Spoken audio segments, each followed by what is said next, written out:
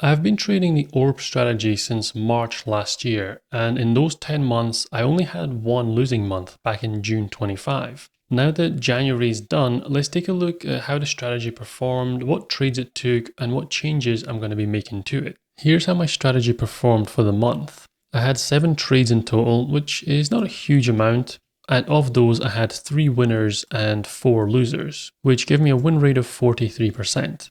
In my backtest, the win rate is about 45 to 50%, so this isn't hugely under the target. Typically, my average win is bigger than my average loss, which is what normally makes up for my win rate. In fact, I aim for a take profit ratio of 1.5 to 1.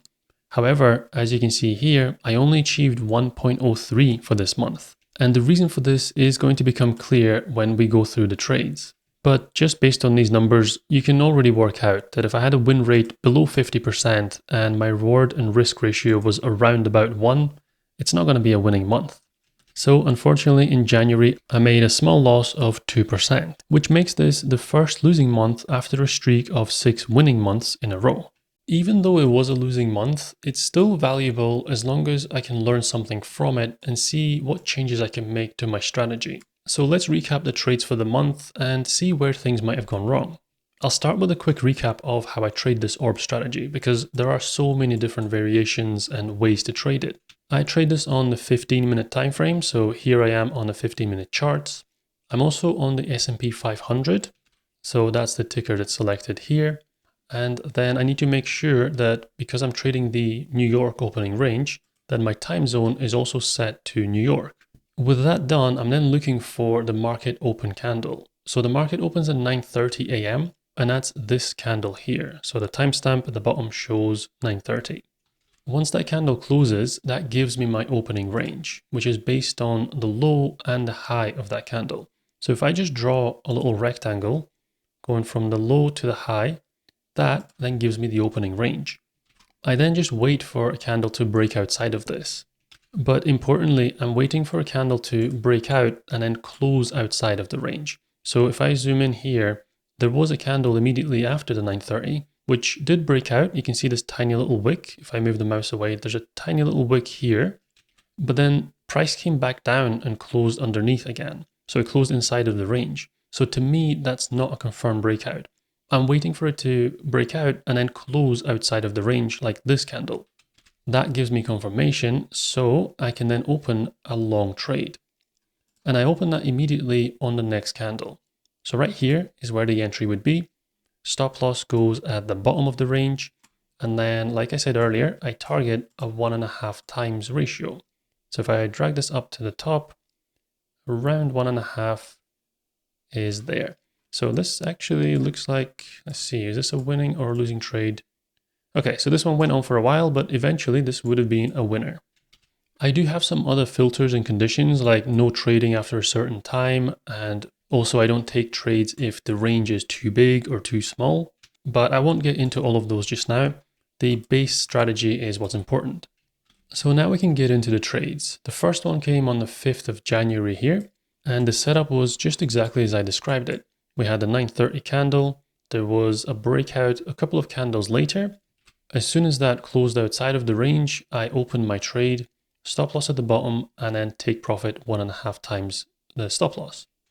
This one did go on for quite a while, but eventually I got stopped out on the next day.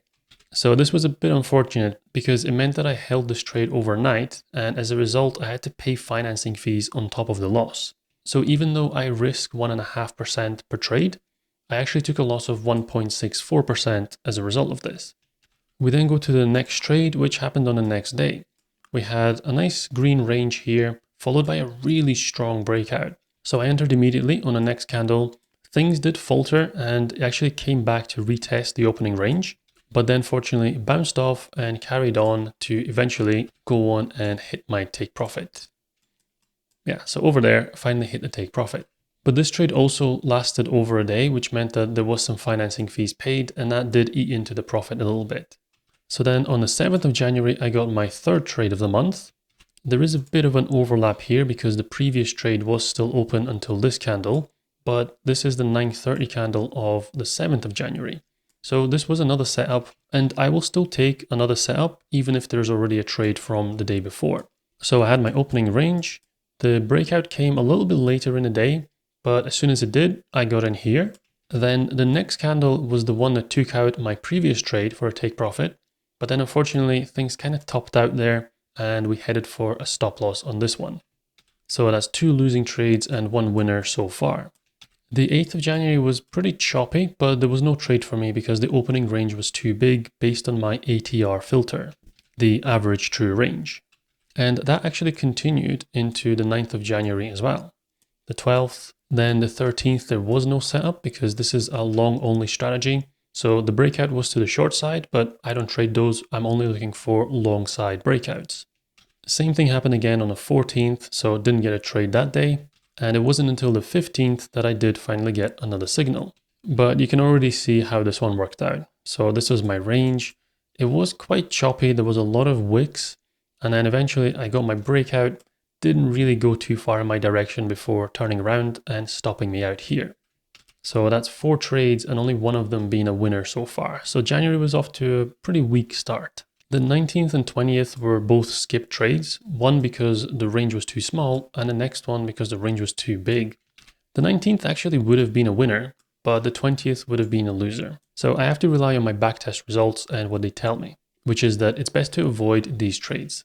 Then came the 23rd of January, and this was the big one that contributed a lot to the overall loss in January. So I've deliberately hidden what happens to the right-hand side. But we had the opening range. It was big, but not too big. It still fit my filters. Breakout came immediately. So we entered around here, stop loss at the bottom of the range, and then targeting 1.5 times, which is off the screen. So you can't actually see the top of it. However, this was a Friday, and my strategy doesn't close trades until they either hit stop loss or take profit. So we held this one all the way until the market closed. And then over the weekend, there was a massive gap down. Of course, when that happens, the stop loss is no longer respected. So my trade was closed all the way down here, wherever the low or the open would have been. I would have risked 1.5% on this trade, but I actually lost 3.88%. So I lost more than double what I normally risk. So essentially this one trade counted as just over 2 losers in one day. Fortunately, after that, I did catch another winning trade. So we had opening range at the bottom here, a nice strong breakout, got in on the next candle, and although it did pull back a little bit, it never even reached the original opening range high. Instead, it kind of followed these waves back up towards my take profit. So that was a nice winning trade. That was the last trade of the month, so I finished the month on a winner, which is always nice. But this month revealed a pretty big flaw in my trading strategy, which was this 23rd of January trade. There is always a risk that there's going to be a gap over the weekend, but to have such a massive gap go against me was a pretty significant loss. To be fair, sometimes the price does gap up over the weekend, which then means I get a bigger profit. So it does work both ways, but I need to backtest this to see if it's better to hold over the weekend or if it's better to exit the trade at the end of the Friday market. So that's something that I'm going to test out soon, but let me know in the comments if you have any other ideas that you would like me to test. Thanks for watching.